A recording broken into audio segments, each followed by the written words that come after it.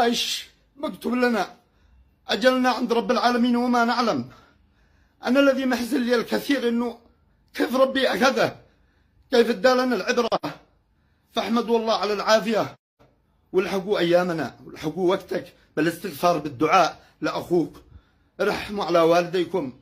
سنندم على هذه اللحظات، سنندم على كل يوم مشى، سنندم ورب الكعبه لا نندم. احنا محاسبين حتى على الكلام الذي انا اتكلم به معك الان.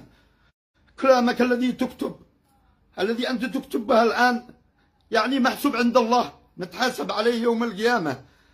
يعني لا متى بنجس هكذا. شوفوا بعض الدول الثانيه كيف الناس بيوقفوا، كيف يشجعوا، كيف يعني يعملوا الخير. شوفوا كيف ردة فعلهم. احنا خلاص دائما وابدا من الشعب، من اخواننا الله يهديهم، يعني من شافوا فعل خير قالوا هذا سارق. يا اخي يسرق له عليه، يروح يتحاسب عند ربي. ما انت ابي ولا انت القاضي يحاسبني الله او يحاسب غيري الله. مثل ما تنتقدوا ابو بشاير النجار، انسان بيدي من حر ماله، بيسعى للناس، يدي لهم الكنى باحلام بسيطه جدا. اسم الحلقات او اسم البرنامج احلام بسيطه، كيف يخدم الناس ونقوم ننتقده.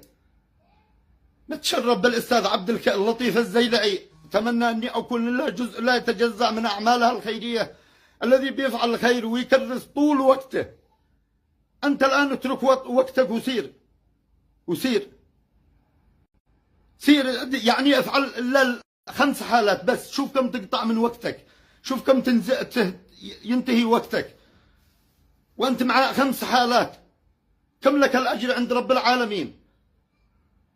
يعني الناس نوقف معاهم نشوفوهم. خلاص يا اخي، اذا ما انت مقتنع فيني او في غيري، يا اخي شوف لك في انت بنفسك انزل، لا تنتقد الناس.